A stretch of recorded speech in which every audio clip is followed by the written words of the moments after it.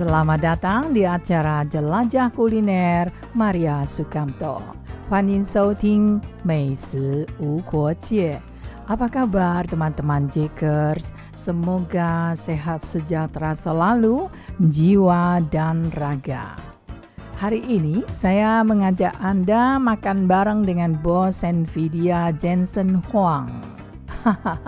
Tentu saja di angan-angan. Tetapi tema hari ini berkaitan erat dengannya. Karena saya mengajak Anda menjelajahi restoran favorit Jensen Huang ketika berkunjung ke Taiwan. Mengapa AI tidak makan fine dining? Beberapa waktu terakhir, ada satu nama yang hampir tidak pernah absen dari berita teknologi dunia. Jensen Huang atau dalam bahasa Mandarin dikenal sebagai Huang Renxun, pendiri dan CEO Nvidia. Di berbagai negara ia disambut sebagai bintang rock. Setiap pidatonya ditonton jutaan orang. Setiap kalimatnya dapat memengaruhi harga saham perusahaan-perusahaan besar. Banyak media bahkan menyebutnya sebagai salah satu tokoh paling berpengaruh dalam revolusi kecerdasan buatan atau AI saat ini. Ia bahkan pernah berkunjung ke Indonesia dan dibarengi oleh Mbak Nana kalau tidak salah ingat. Namun yang menarik ketika kembali ke Taiwan, perhatian publik seringkali tidak hanya tertuju pada konferensi teknologi yang ia hadiri. Orang-orang justru penasaran dengan pertanyaan yang jauh lebih sederhana. Misalnya, hari ini Jensen Huang makan di mana? Pertanyaan ini terdengar lucu mungkin bagi para pendengar. Tetapi ternyata jawabannya juga cukup mengejutkan. Alih-alih memilih restoran mewah dengan pemandangan spektakuler atau menu yang dihiasi emas, Jensen Huang justru berulang kali terlihat mengunjungi tempat-tempat yang sangat sederhana.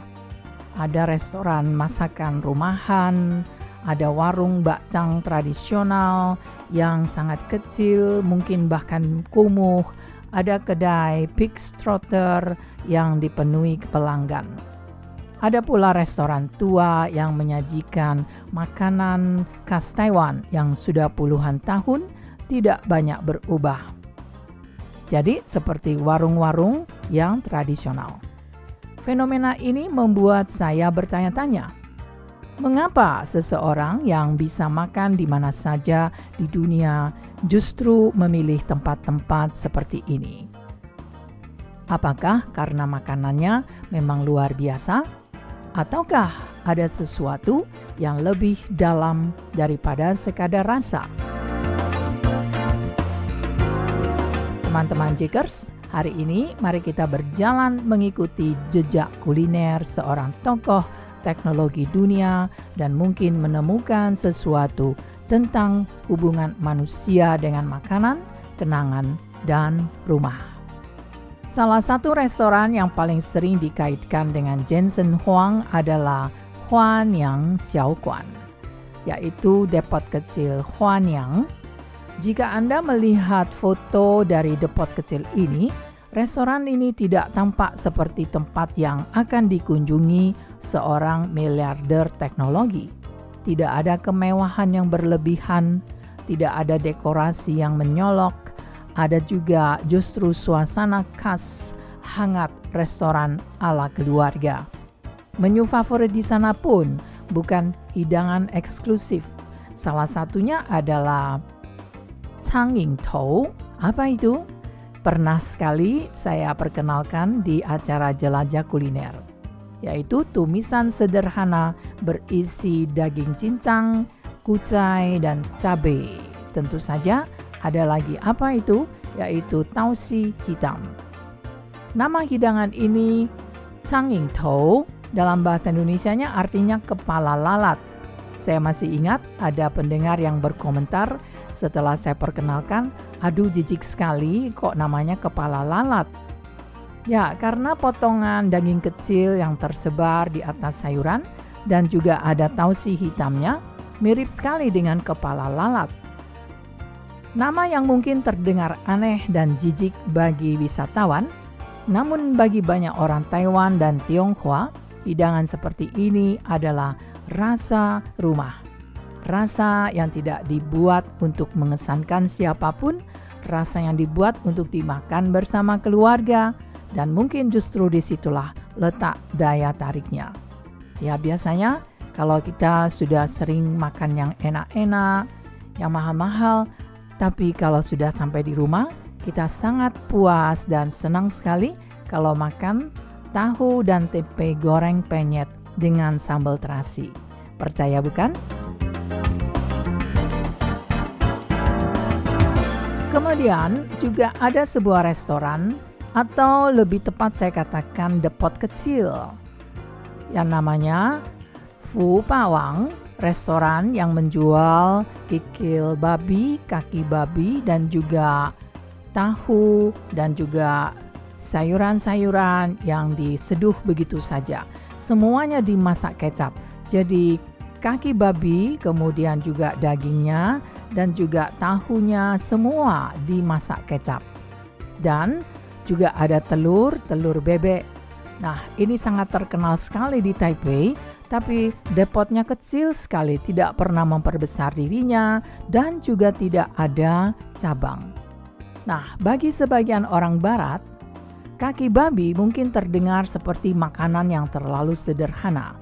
Tetapi di Taiwan, kaki babi yang dimasak perlahan dengan kecap, slow cooking, juga rempah-rempah yang banyak, dengan waktu yang cukup panjang, dapat menjadi hidangan yang istimewa sekali. Kulitnya lembut, dagingnya kaya rasa, dan kuah kecapnya meresap hingga ke bagian terdalam.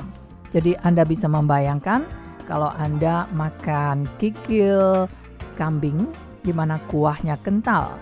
Nah, kental bukan karena dikentalkan, tetapi karena kulit dan juga ototnya mengeluarkan kelenjar yang bisa membuat kita cantik. Tidak heran jika restoran atau depot ini menjadi salah satu tempat yang sering disebut ketika orang membicarakan kuliner favorit Jensen Huang. Menariknya, banyak media menggambarkan Huang menikmati makanan ini dengan antusias yang sama seperti seseorang menikmati hidangan di restoran bintang Michelin. Seolah-olah nilai sebuah makanan tidak ditentukan oleh harga atau prestise, melainkan oleh kemampuan makanan itu menghadirkan kebahagiaan.